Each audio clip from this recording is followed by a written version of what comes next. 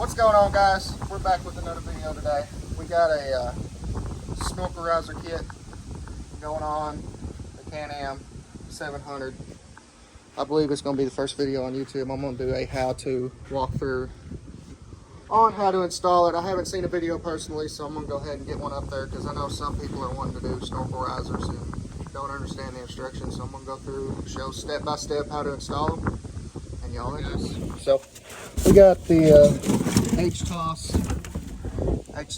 however you want to call it. It's high-tech audio sounds XMR 700 snorkel riser kit. You got the cap that's going to replace this piece right here.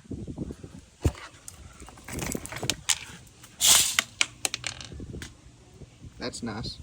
I gotta find those. Got everything's labeled in this kit. I really like it. Goes along step by step with the instructions here. I'm not going to show the instructions for the sake of the company. I don't want to copyright strike or anything saying that I'm stealing their stuff, but I'm going to do a step by step installation. There's Harper. Got Harper. By the way, guys, I know there's a lot of options for ordering these colors. Order the Chevy orange, always knowing that Chevy's orange has been a little bit red back in the day, but they are definitely orange. So I went, let me see that right quick. I went to Lowe's and got gloss apple red, as you can see right there.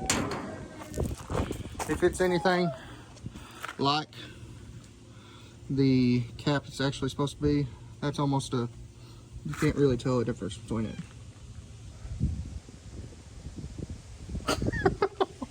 So yeah, we're going to cut to the install of this, and I will pick y'all up when I'm starting to cut.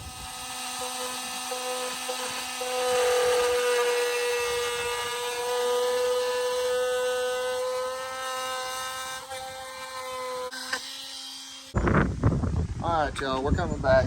I took a Dremel, I'll show you right here. It shows this in the paper, but you want to follow this first vent that's on top. You want to follow it, I don't know, half your fingernail is what I done, and all the way around. Leave this lip where it rolls over to the top.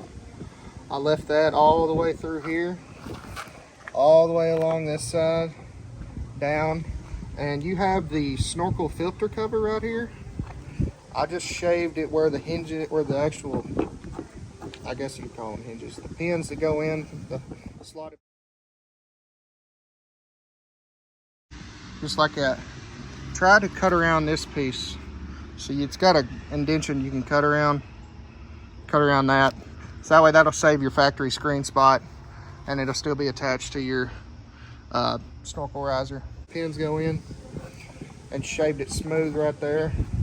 Then I went in, I'm gonna cut this little section. Let's see.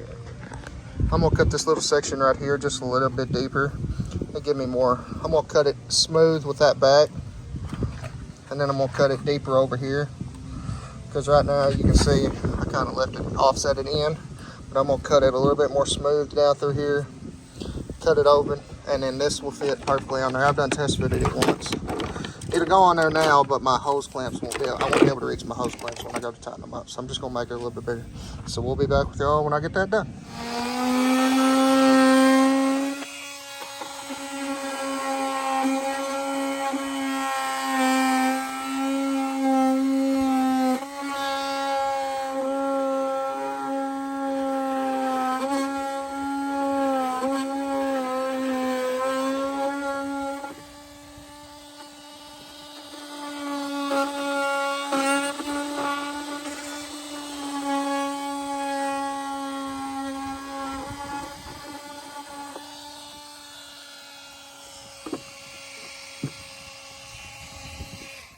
Alright y'all, so we made a little headway on this. I've got my plastic trimmed as much as I'm trimmed. I'll show you all that in a second. I am currently on the next step of installing this snorkel kit.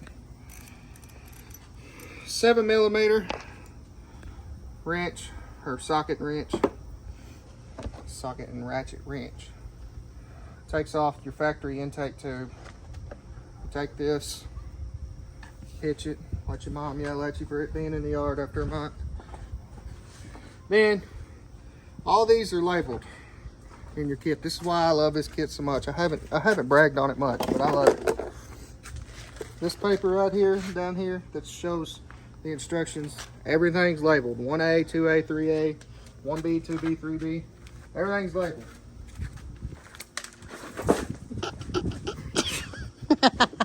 Okay. Alright, so short little intermission there. Sure, y'all see that in a minute. Take your 1A, take your rubber joint, connect it into your snorkel for your factory intake for your air box. I'm gonna have to loosen this one a little bit.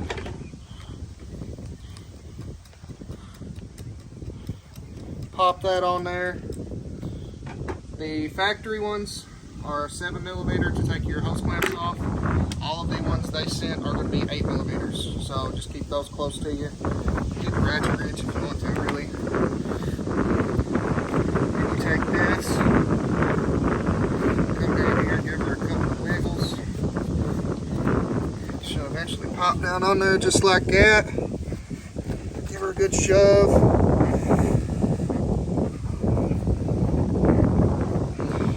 Stuck like I did. Push it back down on there.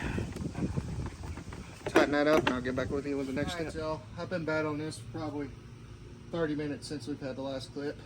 Let me see it right quick. We got the CVT inlet is on. They send you a new rubber boot that goes on there. Best way to do it, they send it already on the hose. The best way to do it is take it off. You need a heat gun. You can't do it without a heat gun. Just put the passenger side on first. Just kind of form it to it. I heated it up about 4 times, forming it to it. Form it to it. Take your fingers, take the boot off of the hose, and just work your fingers around and slide it on. That's the best way to go. It's a pain. It is a real pain. But once you get that on there, I'm gonna put my hose clamps on there, tighten those down, put my hose up through, then I'll be doing the CVT exit, and then I will be mounting it on top, and that'll be the end of this install. All right, y'all, so I finally got the boot back together, got that slipped on, I got it holding, got my line ran up. I gotta pull it up some more. I'll leave it like that. Got my factory intake on, got my CVT inlet. Now I'm going to work on the CVT outlet. Come over here to the driver's side. Pull that panel off right there. I'm going to take them 2 hose clamps right there loose. Your exit will mount right here. So it's an oval. You'll probably heat that one up. Not 100% sure yet. Then you can take this big loop out. Get that out of your way. That'll give you some more room in there. Then you want to disconnect it, and it goes to a pipe, and it runs back through here. We pop that loose, pop it loose up in there. Take this cover off. It's already popped off, and it runs right there. So simple to take all that off. Gains you some extra space in the engine bay if you ever want to store your winch control. I put mine as high as I could get it out of the way. You don't really need to access it. So yeah, we'll come back to y'all after I get this undone and start putting it back together. After some fighting with this stupid snorkel outlet, ended up cutting it with a oscillating tool. There's parts of it. There's the other part of it. I couldn't figure out how to get it out, so I just cut it out because I'm not going back to a factory after this. I've already messed it up too much, so I'm not going back to it. So I got my intake, CVT inlet, CVT outlet. All I got left, your CVT outlet connects right here. Does not connect to the belt box. Connects to the, I guess, extension that comes out that connected to your factory outlet. It connects right there, slips on real easy, no heat gun needed. Comes up, goes there. I ran it through the spot that it originally came through, so that way I don't have to cram no more wires down in there. Now, after I get that done, I got to drill all my holes in this. It comes with two screw holes to hold your screen on. It also comes with the side one. There's one in the back here, and there's one right here. And they are the plastic plugs, just like you get on all four-wheelers, just the plugs. They also give you this little, I don't know if you can see it, high-tech audio sound. Guys, don't go to any other website besides high-tech audio sound. They're out of Texas. All the other sites are trying to charge you $414 and up. Ordered this from them, $375 plus tax plus shipping. Came out like $450 or so. Awesome customer service. They're open 6 days a week. It's all around a great company. But I love how this turned out so far. I'm gonna finish wrapping up, tighten up my things, and then I'll get back to y'all. 5/16 drill bits, what's needed for this, to drill the holes for that. And then we will be mounting that, getting that freshly painted intakes on, and we will be good to go. Now that I got that done, what's here? It shows the snorkel, connections. It wants me to connect my hoses next and then drill my holes, but I think I'm going to do that a little bit differently. All right, y'all, I'm back. I got the plate mounted. Having trouble with that clip right there. Probably just going to end up taking it out all in all. It's got 5 on it. It ain't hurting it. Or I'll trim it down and slide it in there so it makes sense. My mistake in this was when I started dribbling, I didn't pay attention to how that screen mounted. I thought it just completely mounted to the front of the plate, but it does not. I just seen the piece that I was going to show you. When you're cutting with whatever you use, try this piece set just right here. That would make it a whole lot easier. Instead, I'm having to fabricate mine to drill a hole in the back, and I'm gonna cover that up with a sticker so that way you won't see it at all. It'll just be it'll just be covered up. Screen won't ever come off with it.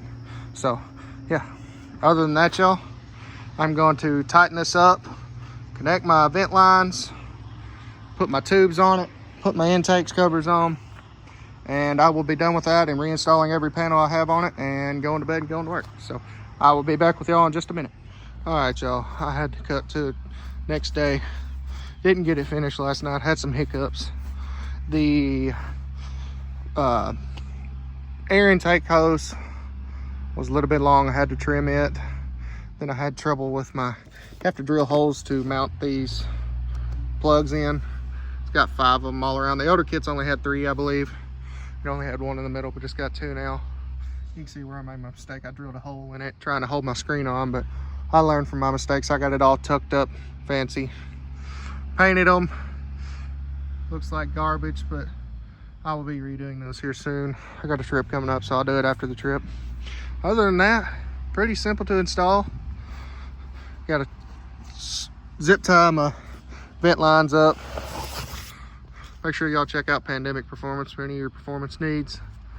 Other than that, guys, I will catch y'all in the next video.